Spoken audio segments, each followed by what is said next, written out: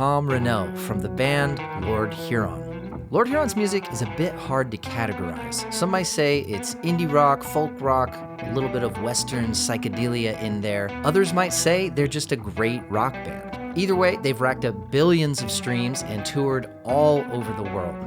Now, Tom is known for his tasteful playing in the band, whether that's an intricate rhythm part, a massive solo, or a dreamy psychedelic texture.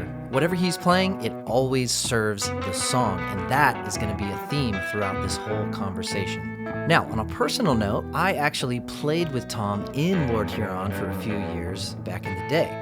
It was an incredible run, and I'm super thankful to Tom and everyone in the Lord Huron universe for everything. So with that out of the way, let's get into this episode of 5 songs that made me a better guitarist with Tom Renaud. The first song he chose is Cinnamon Girl by Neil Young.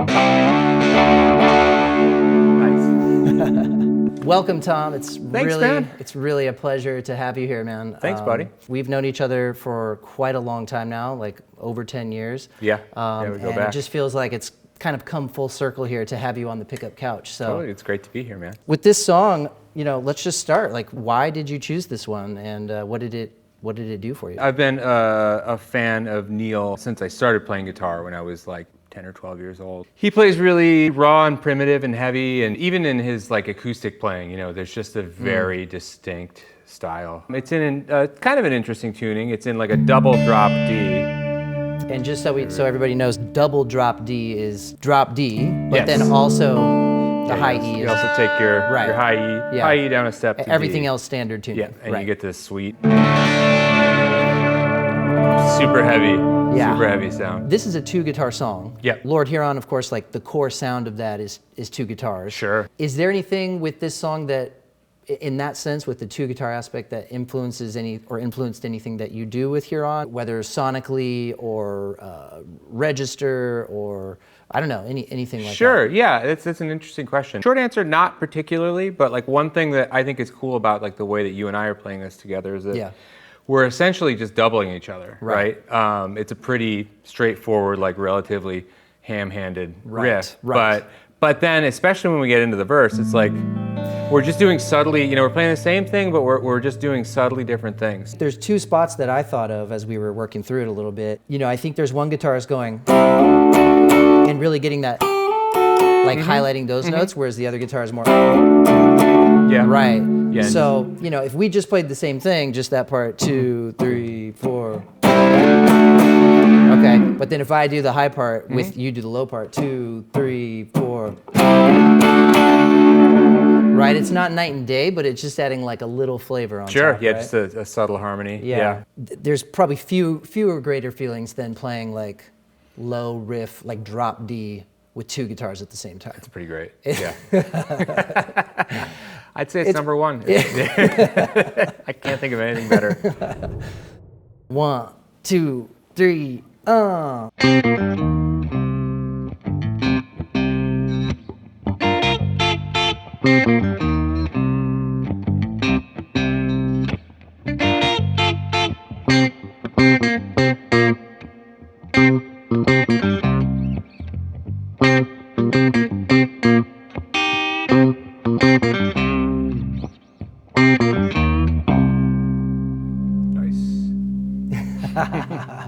That's kind of hard to do without drums. I mean, to learn this song and play it with someone else without drums is like a great, masterclass in keeping time and like having a good groove. Sure, and matching feel. And yeah, exactly. Totally. Anyways, tell us about why you chose it. Sure. I love the meters. My folks, my dad in particular, were like super into funk and Motown. Cool. And so there was lots of like George Clinton, Sly Stone, Isley Brothers, that kind of stuff. As a guitarist, I like it for a few reasons. It's really fun to play. You know, if you compare it to like Funkadelic and stuff like that, that was like, you know, amazing stuff, but like very produced. The meters are really raw. Bass, guitar, drums, organ, you know, instrumental. It's a cool thing to practice. On paper, it's simple. You're just in this box. So it's like a pretty simple riff, but like I think an important thing for people to learn is to just like slow down and feel something and just take the time to sink into it. There's like a little bit of a swung feel. Like, you know, they got the New Orleans thing going on. Was this song maybe the first time you were thinking about swing? I don't think, you know, for like, to be totally honest, I don't think I thought about it enough. You know, that's something that I wish I had, you know, as a younger guitarist, like had stopped and put in the time to really like, you know, think about like, what is the feel of this song? Like, what can I take away from it? You know, other than like, you can learn the notes, but like what else is it teaching you? A really small, subtle thing about this is that the riff, you know, kind of exists in just that C minor pentatonic, but this little low bit, you would think it would go, but he goes to the A instead, which I guess that technically makes that C Dorian. Yeah. Yeah. If you're putting it, it's just a little subtle thing that like I don't know why he did it, but it sounds right. Yeah. I had a friend. He asked me to sub for him on a gig, and we were like working through this tune, and he was like, if you ever play B flat, the band leader is gonna literally turn around and smack you. Oh, that's funny. You played this tune? Yeah. We played this tune. Oh, that's funny. You want to do that, right? Like, right. Exactly. Totally. I know exactly what you mean. All right. Should we move on to the next one? Let's do it, man. All right. Yeah.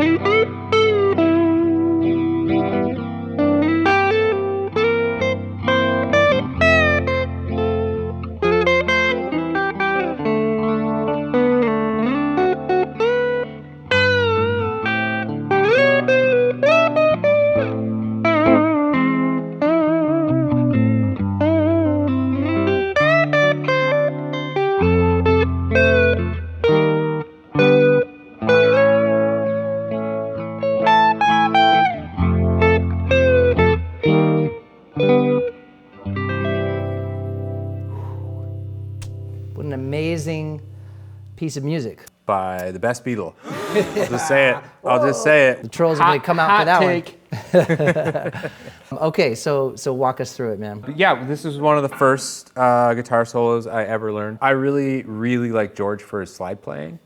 And obviously he doesn't play this with a slide, but there's something in the way that he's, see what I did? There's something in the way that he moves around this that is very slide-like, and it's that vocal expressive thing that he's just so good at. This solo is really kind of like a masterclass in bending, you know, like totally, and expressive bending, not you know, not like country mechanical, you know, bending. He kind of does like a really like amazing job of playing through the changes. He really does. But I looked it up, and apparently this he usually works out his solos apparently. Yeah. But this is one of the few ones where he kind of just winged it. Really? Which is surprising to me. That's pretty amazing. Because exactly what you said, like the way he's addressing the changes and bending up to certain notes, it seems very intentional and thought out, but apparently it wasn't. It's such a Beatles song in that it's just constructed so weird. Like it's in E, it's in C. Right. And then it's got that great like descending. A minor part. Yep. Yeah. But then it's got that key change to A, and then back to C, and then there's just like, you know, there's just that random chromaticism in it. It's very Beatles-esque. It's like, it could be straightforward, but like, you know, like a lot of Beatles stuff, when you like look under the hood a little bit, there's more going on. The bass part in this song. It's amazing. It's crazy. Yeah. Unbelievable. He's playing the roots here and there, but a lot of times, most of the time he's not. He just never stops moving.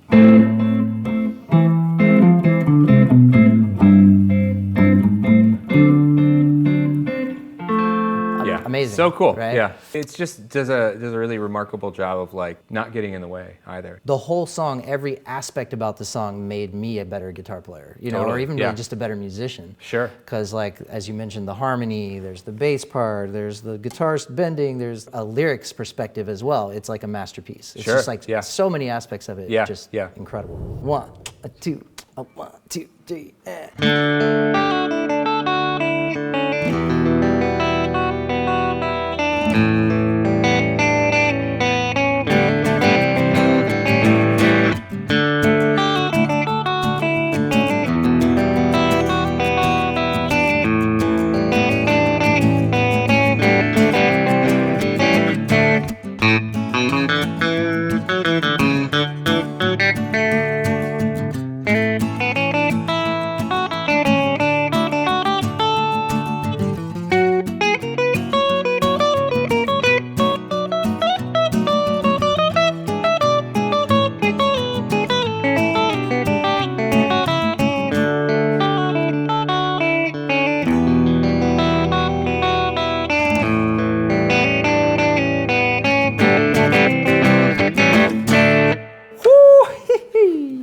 Man, that is such a quirky little ditty there. So, yeah, it's a fun one. So how did this even come on your radar? I really like Bakersfield country, so right, I this really is like, the Bakersfield sound. Yeah, exactly. Right. Don Rich was the guitarist for Buck Owens, one of my favorite country singers. The Buckaroos were his backing band. Okay. Buck Owens had a TV show, like a lot of country singers back then. He had the Buck Owens show. And I think that these would be like, you know, what they would throw to like, you know, little interlude pieces. Yeah, going into a commercial or something like that. It's pretty simple. If you look at what he's doing, he's just basically, you know, he's just more or less just arpeggiating through the chords with a little bit of embellishment and some, you know, passing notes. I guess that you'd call it the verse or the main riff is just kind of this like movable, repetitive motif. Like.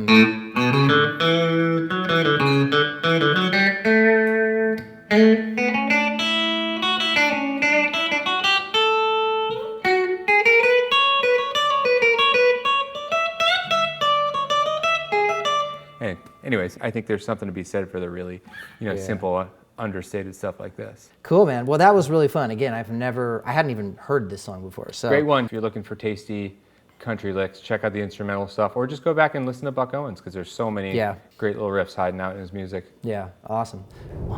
1, 2, 1, 2, 3.